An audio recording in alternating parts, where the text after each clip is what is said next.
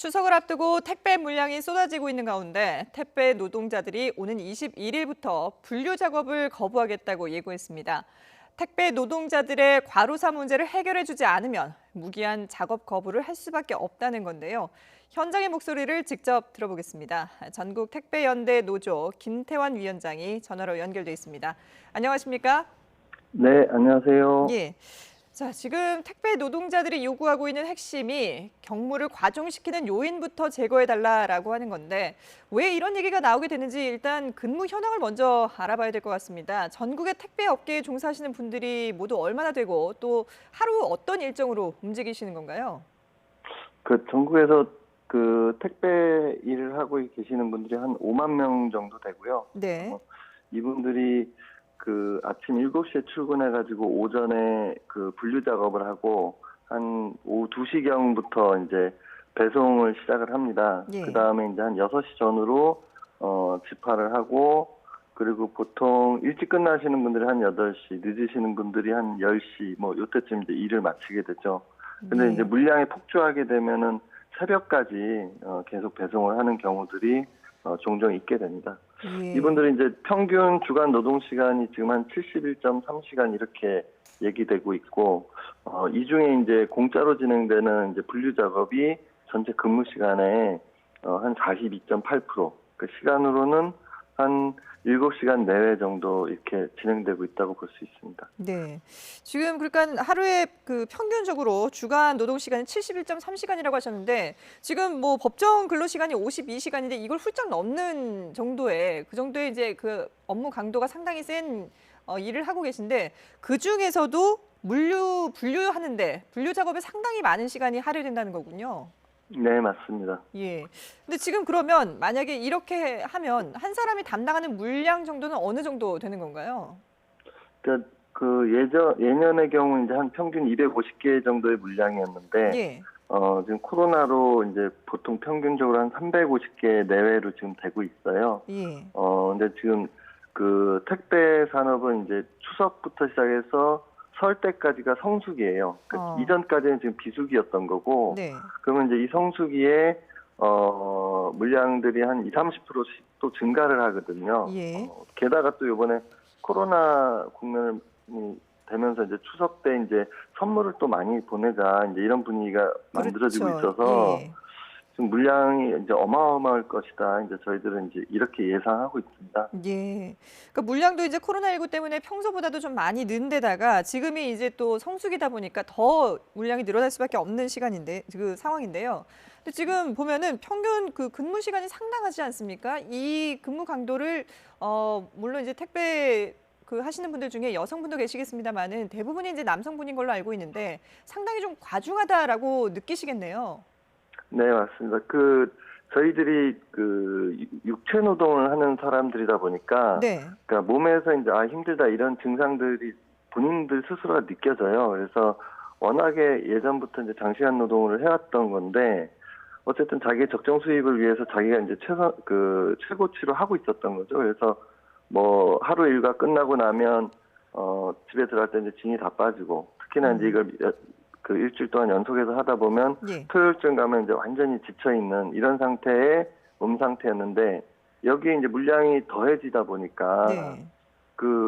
이러다가 내가 쓰러지는 거 아니야, 이제 이런 생각들을 하고 계셨어요, 대부분이. 아, 근데 예. 이런 상태에서 자기 동료들의 과로사를 이제 접하게 되니까 나도 저럴 수 있겠다, 이런 위기감들이 이제 사람들이 전반적으로 생기는 거고, 네네. 저희들이 얼마 전에 이제 설문조사를 쭉 진행해 보니까 98% 넘는 사람들이 두렵다, 지금 이 물량 증가가. 예. 이런 응답들이 나오는 거에 저희들도 매우 놀랐죠. 아, 그러니까 물량이 늘어나면 사실 이게 그냥 일반적으로 생각하기에는 물량이 늘어나면 택배 하시는 분들이 그만큼 또 이제 수입이 늘어나는 그런 효과도 있을 텐데 문제는 그 중에 이게 월급으로 제대로 시급으로 계산이 되지 않는 부분이 많다는 거군요.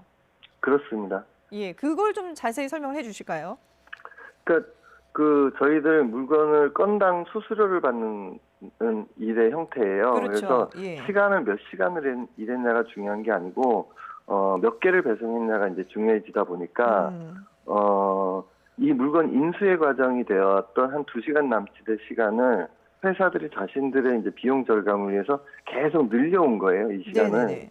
그러다 보니까는 공짜로 물건 인수라고 저희들은 생각했던 게 공짜로 분류 작업에 저희들이 빨려 들어가게 되는 거고, 이 시간이 업무 시간의 절반 가까이가 되는 거죠. 예. 그러다 보니까 저희들은 자연히 물건을 배송하는 본연의 임무를 하는데 상당한 부담을 느낄 수밖에 없는 구조적 문제로 이렇게 흘러온 거죠. 그 택배 노동자들은 사실 이게 택배 배송에 배송을 전담하는 직원들인데 분류 작업까지도 같이 하다 보니까 이제 과부하가 걸릴 수밖에 없다라는 말씀이시거든요. 근데 이게 네. 왜 그 택배 노동 임금에는 분류 작업에 대한 그 비용 계산이 안 돼 있는 건가요? 저희가 특수고용 노동자이다 보니까 예. 건당 수수료, 그러니까 배송 몇 개 했냐 요것만 중요하게 보고 그 돈을 계산하고, 일반 근로자들은 시간당 근로로 계산을 하면서 시간당 뭐 최저임금 이렇게 계산하는데 네. 저희들은 그 적용을 받지 않는 거예요. 그렇군요. 근데 보면은 이게 모든 택배 업체들이 다 그런 건가요? 아니면은 그 듣기로는 일부 업체들은 이 분류 작업만 담당하는 아르바이트생들을 쓰기도 한다고 하거든요. 실제 현장에서는 어떤가요? 그러니까 그 택배사들 중에 아르바이트생 그렇게 따로 지원하는 이런 걸 하는데 단 한 군데도 없고요. 네. 극히 제한적으로 너무 힘드니까 저희 그 택배 기사들 중에, 택배 노동자들 중에 자기들 돈 각출해 가지고 해서 진행하는 경우는 제한적으로 존재합니다.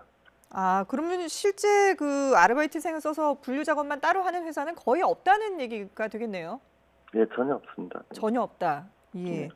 그러면 그러다 보니까 이제 이 개인 사비를 털어서 택배 그 노동자분들이 너무 힘들다 보니까 이 분류 작업을 좀 따로 하는 그런 분들을 또 따로 고용을 하기도 한다고 하더라고요. 사비를 들여서. 이런 경우도 들어보셨습니까? 예, 그런 경우 제가 이제 방금 말씀드린 겁니다. 예. 예.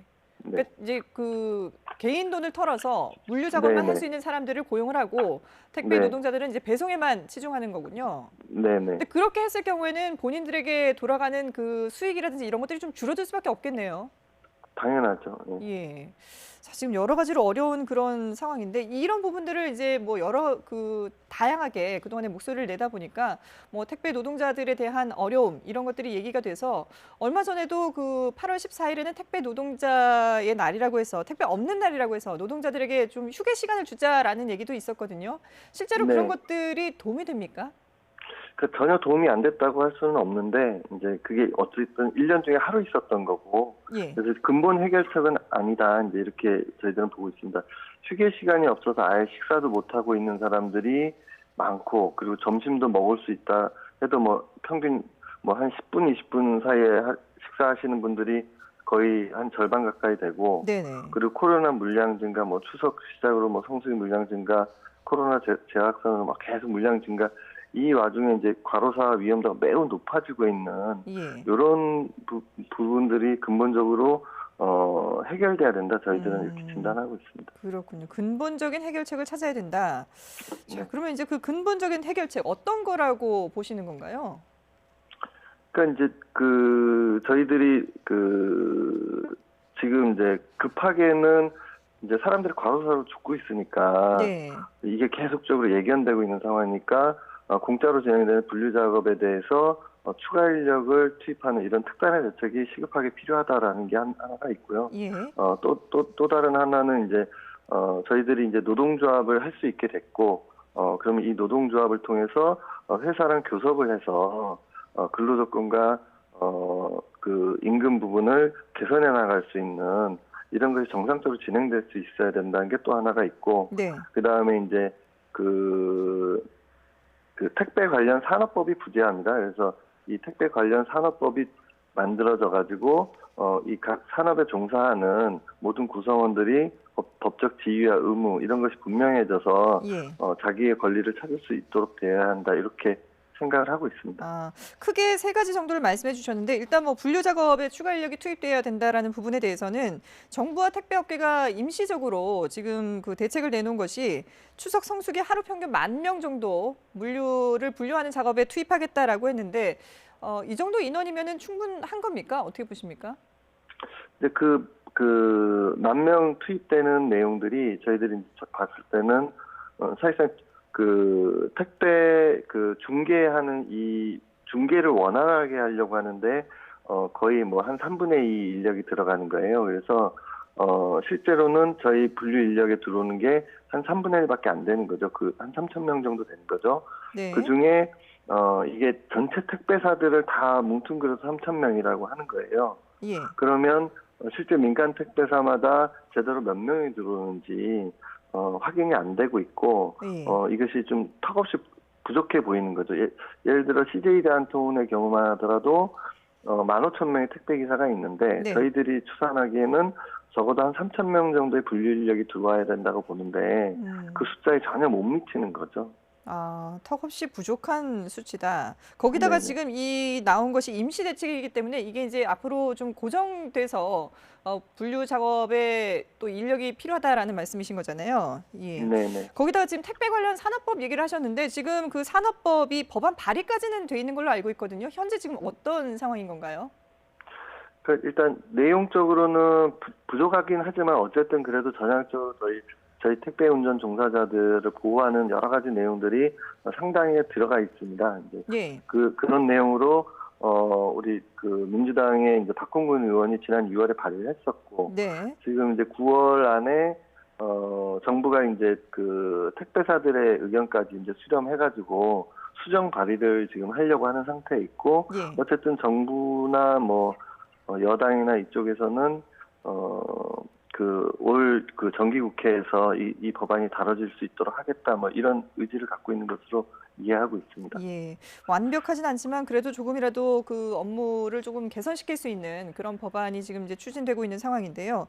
자, 그런데 지금 이제 다음 주 월요일이죠. 21일부터 일단 택배 그 물류 작업을 거부를 하겠다라고 지금 입장을 밝혀놓은 상태신데 앞서도 잠깐 말씀하셨지만 이번 추석에는 코로나19 때문에 고향이나 뭐 친지 방문이 어렵기 때문에 추석 선물을 주문하시는 분들이 많습니다. 그래서 지금 택배가 과연 배송이 제대로 될 것인가 걱정하는 분들도 있는데 글쎄요. 주말 사이에 혹시나 극적으로 좀 이게 철회될 가능성도 있겠습니까?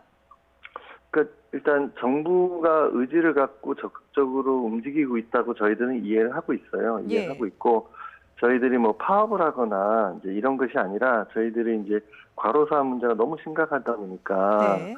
앞으로 예견되는 문제를 사전에 예방하겠다는 의지를 가지고 분리인력 추가 투입을 요청을 했던 거예요. 네네. 그래서 사실상 지금은 택배사들이 이 문제를 이제 어떻게 해결할 거냐.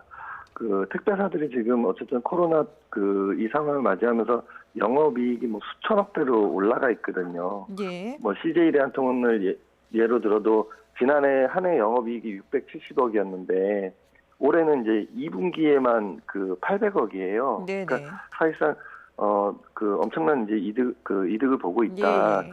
그리고 지금 이 추가 인력 투입이라는 게 그 비용이 그렇게 많이 안 듭니다. 그러니까 네네. 한 달에 한 25억 정도 드는 거예요. 그러니까 예. 그 높은 영업이익을 여기에 좀 예. 투자해서 이걸 막아야 되지 않냐 해서 사실상 택배사의 결단만 남아있다. 저희는 그렇게 이해하고 있습니다. 네, 알겠습니다. 올해 상반기에만 과로로 사망한 택배 노동자가 7명이라고 하는데 지금 택배 그 기사분들의 업무 강도를 좀 줄일 수 있는 방안이 나오기를 기대해 보겠습니다. 지금까지 전국 택배 연대 노조 김태환 위원장과 함께했습니다. 오늘 말씀 고맙습니다. 네, 감사합니다.